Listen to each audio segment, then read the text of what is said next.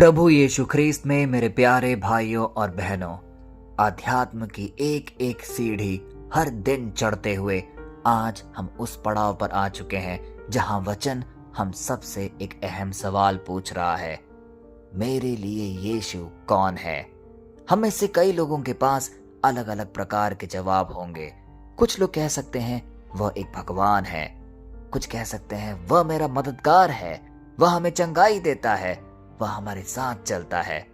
तो कोई इस कश्मकश में रहेंगे कि हम अपने प्रभु यीशु को क्या नाम दें, उनकी व्याख्या कैसे करें। आज का वचन हमें उनको पहचानने के लिए एक नई दिशा, एक नया स्वरूप प्रदान करेगा। आज का वचन हमें उस घटना की याद दिलाएगा जब यीशु मसीह इस धरती पे थे, जब उन्होंने यही प्रश्न अपने चेलों से पूछा, अपने आसपास के लोगों से पूछा, तब उनका जवाब क्या था। आइए ये सब जानने की कोशिश करें आज के वचन में, जो कि लिया गया है मत्ती के सुसमाचार से, अध्याय 16 पद संख्या 15 से 17। आइए ध्यान पूर्वक तरीके से इस वचन को हम अपने जीवन में आज ग्रहण करें। यीशु ने उनसे कहा, और तुम क्या कहते हो कि मैं कौन हूँ? शिमोन पतरस ने उत्तर दिया, तू मसीह है, साक्षात परमेश्वर का पुत्र। उत्तर में यीशु ने उससे कहा, योना के पुत्र सिमोन, तू धन्य है, क्योंकि तुझे यह बात किसी मनुष्य ने नहीं बल्कि स्वर्ग में स्थित मेरे परम पिता ने दर्शाई है। प्यारे भाई और बहनों, इस घटना की हमें पृष्ठभूमि भी जाननी होगी, क्योंकि समझिए, यीशु अपने चेलों को कैसरिया फिलिप्पी लेकर गए थे। वो एक ऐसी जगह में थे जहां मूर्तियों के नाम पर कई मंदिर स्थापित किए गए थे। लोग तरह तरह के देवताओं को मानने लगे थे, और उसी माहौल में यीशु एक अहम सवाल अपने चेलों से पूछते हैं, लोग यहाँ मेरे बारे में क्या कहते हैं? किसी ने कहा आप भविष्यवक्ता हैं, तो किसी ने कहा आप एलिया है, यूहन्ना बपतिस्ता है, यिर्मयाह है। लेकिन इन सारे जवाबों में भी यीशु को वो उपयुक्त जवाब नहीं मिला। तो वो क्या करते हैं? वह अपने सवाल को और करीब आकर दिल को छू लेने वाले अंदाज से पूछते हैं, और तुम क्या कहते हो कि मैं कौन हूँ? और इस प्रश्न के उत्तर में शिमोन पतरस आगे आकर उत्तर देते हैं, तू मसीह है, साक्षात परमेश्वर का पुत्र। कितना शक्तिशाली है यह वाक्य, तू मसीह है, साक्षात परमेश्वर का पुत्र। इस उत्तर ने प्रभु यीशु को प्रसन्न किया, और उन्होंने कहा, योना के पुत्र शिमोन, तू धन्य है, क्योंकि तुझे यह बात किसी मनुष्य ने नहीं बल्कि स्वर्ग में स्थित मेरे परम पिता ने दर्शाई है।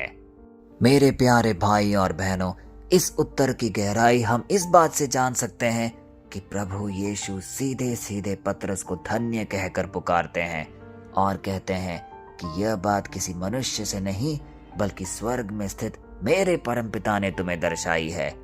इसका मतलब पवित्र आत्मा ने साक्षात पतरस को यह ज्ञान दिया कि वह कह सके कि तू मसीह है, साक्षात परमेश्वर का पुत्र।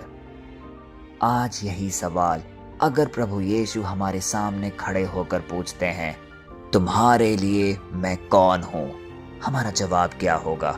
हो सकता है कि उस क्षण में हम थोड़े अचंभित हों, हम परेशान हो जाए, व्यथित हो जाए कि आखिर मैं क्या जवाब दूं, क्योंकि हम सब प्रभु यीशु को कई रूपों में, कई व्यक्तित्व में जानते हैं। कोई निराश है तो वह हमें आशा प्रदान करता है, यदि हम बीमार हैं तो वह हमें चंगाई प्रदान करता है, यदि हम अकेले हैं तो हमारे साथ खड़े रहता है। और इसीलिए हो सकता है उस मौके पे जब प्रभु यीशु साक्षात हमसे पूछ रहे हैं कि मैं कौन हूं, तुम मुझे क्या समझते हो, तो हम एक उपयुक्त जवाब ना दे पाए। लेकिन आज का वचन हमें उस क्षण के लिए तैयार कर रहा है, क्योंकि वक्त कभी भी हमारे पास भी आ सकता है जब हमें खड़े होकर एक दृढ़ विश्वास में कहना पड़ेगा, हे प्रभु, तू मसीह है, साक्षात परमेश्वर का पुत्र। प्यारे भाइयों और बहनों, आज का वचन हम सबको पवित्र आत्मा का महत्व भी सिखा रहा है, क्योंकि यदि पवित्र आत्मा का मार्गदर्शन पतरस को नहीं होता तो वह जवाब नहीं दे पाता। हमारे जीवन में भी यदि हम कोई भी काम पिता परमेश्वर के नाम पर करना चाहते हैं, यदि हम उसका सुसमाचार लोगों तक फैलाना चाहते हैं, तो सबसे पहले हमें पवित्र आत्मा का वरदान अपने जीवन में मांगना होगा।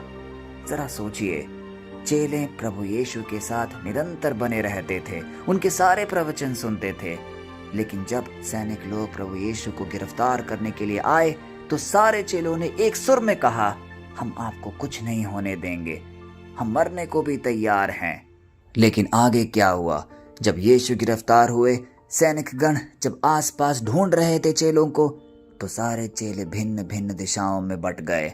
कोई भी सामने आके दृढ़ तरीके से बोलने को तैयार नहीं था कि यह मेरा गुरु है, क्योंकि उनके पास पवित्र आत्मा की ताकत उस समय तक नहीं प्राप्त थी। लेकिन वही चेले यीशु मसीह के मृत्यु के बाद जब वह एक कमरा में एकत्रित थे, प्रार्थना में थे, जब पवित्र आत्मा उनके ऊपर उतरा, उसके बाद उनमें एक नई उत्तेजना, एक नई ज्वाला सी जाग उठी। और वचन कह रहा है कि जब पेतरुस दरवाजा खोल के बाहर निकले तो उसी दिन 3000 लोगों को बपतिस्मा दिया, जो कि उनके प्रवचन के बाद यह घटना हुई। तो सोचिए, उनके प्रवचन में पवित्र आत्मा का संचार उन 3000 लोगों के जीवन को छुआ, जिससे कि वो सब बपतिस्मा लेने के लिए प्रेरित हुए। वही चेले जो पहले अस्वीकार कर रहे थे प्रभु यीशु को, अब पवित्र आत्मा से पूर्ण होकर अलग अलग देशों में, अलग अलग जगहों में जाकर प्रभु यीशु के सुसमाचार को फैलाने लगे। इसका अर्थ साफ है, जब भी हम पिता परमेश्वर के कार्य में निकलने की घोषणा करते हैं तो हमें पिता परमेश्वर से पवित्र आत्मा का वरदान मांगना अनिवार्य है।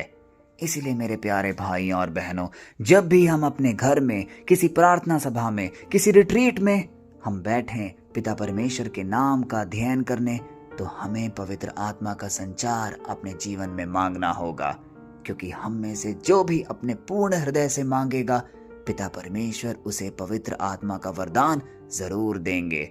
और उसी के साथ हमें बुद्धि, शक्ति, ज्ञान, सामर्थ्य सब कुछ मिलेगा, क्योंकि बाइबल हमें कहता है कि पवित्र आत्मा के कई वरदान हैं जो हमारे जीवन को भली भांति पूर्णता तक पहुंचा सकता है।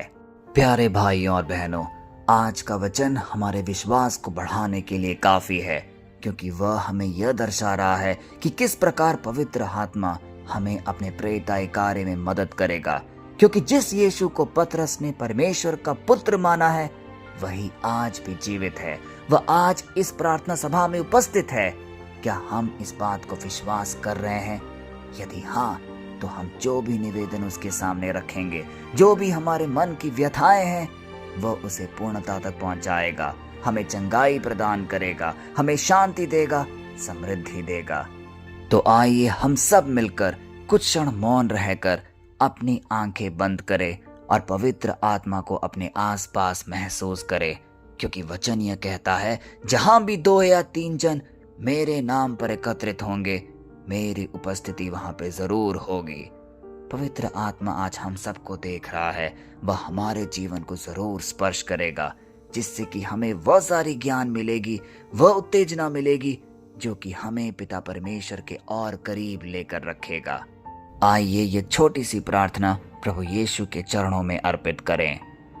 हे प्रभु यीशु, आज हम तेरे सामने उसी सादगी के साथ आते हैं जैसे पतरस आया था। हम मानते हैं कि तू मसीह है, परमेश्वर का जीवित पुत्र। हे पवित्र आत्मा, हमारे दिल को भी खोल।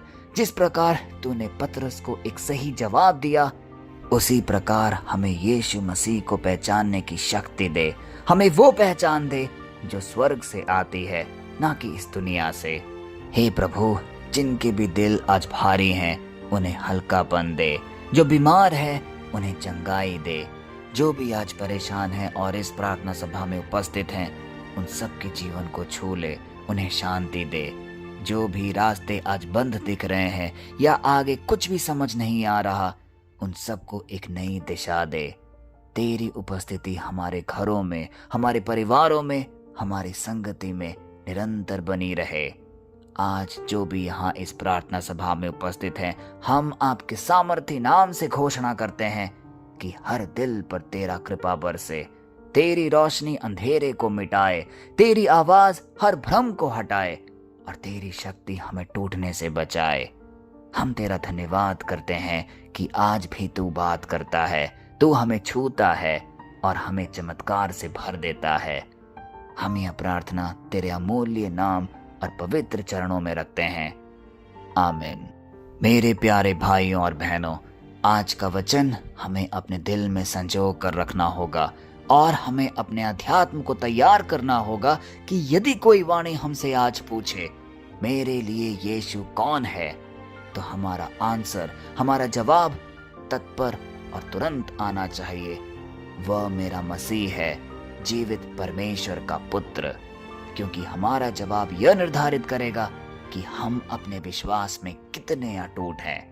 आइए इस आश्रय वाले वचन को कई लोगों तक हम बांटें, क्योंकि यह हमारा कर्तव्य बनता है कि अनेकों अनेक लोगों के जीवन में हम एक ज्वाला से उत्पन्न करें, जिससे कि उनके जीवन में शांति, समृद्धि और प्यार भरपूर मात्रा में बहता रहे। कल फिर हम मिलेंगे, तब तक के लिए पिता परमेश्वर की असीम दया, कृपा और क्षमा में आपको, आपके परिवारजनों को, हमारे सारे निवेदनों को हम प्रस्तुत करते हैं, पिता, पुत्र और पवित्र आत्मा के नाम पर, आमीन।